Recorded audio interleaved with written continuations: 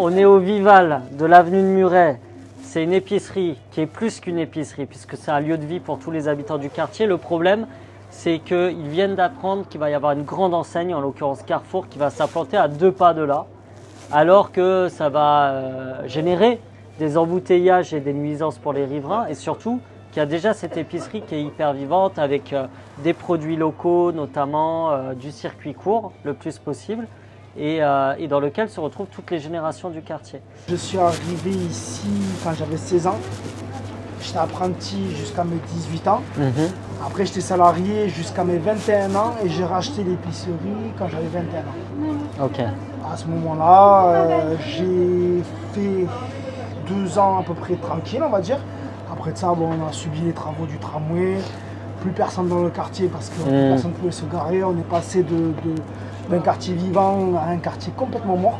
Et là, on se retrouve encore une fois avec un gros groupe qui vient poser une enseigne, alors qu'ils ont déjà 45% du parc agroalimentaire français. C'est quel groupe? Carrefour. Carrefour, ouais. Non, parce que personne n'est venu nous prévenir. Ah oui, il n'y a même pas eu de communication. Alors que le local avait été mis à disposition de la mairie. Là, c'est ce que tu me racontes, c'est une épicerie qui, au-delà de l'épicerie, c'est un lieu de vie pour tout le quartier. Eux, ils viennent s'implanter ici, c'est chez nous.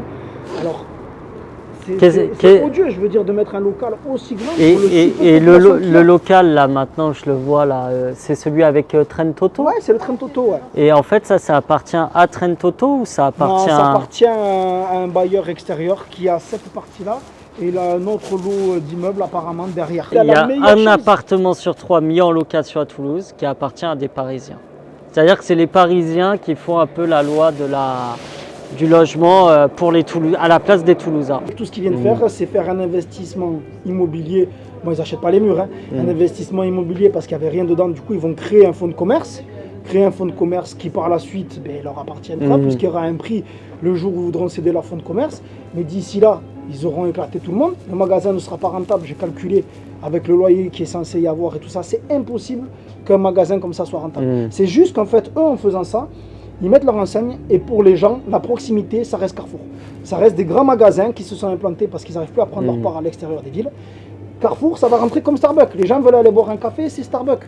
Nous, on va rebondir sur quelque chose d'autre. J'ai assez de fournisseurs locaux pour pouvoir rebondir sur autre chose. Mais aujourd'hui, j'ai ma mère, j'ai un autre 35 heures qui a 51 ans, qui vient de rentrer, qui est super, j'ai pas envie de le perdre. Et j'ai un 20 heures plus un apprenti. Et ces personnes-là, je ne vais pas pouvoir regarder tout le monde si Carrefour il arrive. Il va arriver avec une puissance de frappe, des ballons, les actionnaires grandes portes ouvertes, des coupons, le magasin tapis rouge, tout neuf parce qu'eux, ils sont en multi-investisseurs. Ici, le seul investisseur, c'est ce que je dis à la maire de quartier, Uriel, 100% investisseur, depuis 2010. Moi, je suis un vrai commerçant de proximité, encore une fois. Je me suis toujours battu pour les vraies personnes, les vrais gens, pour ce quartier, pour l'avenue. Tout le monde le sait. Donc, on va interpeller forcément les élus locaux de la mairie en leur disant mais vous arrêtez pas de dire que vous êtes pour le commerce de proximité, qu'est-ce que vous faites exactement sur cette histoire-là? Allez, c'est parti, j'arrête de parler. Pique mal, François.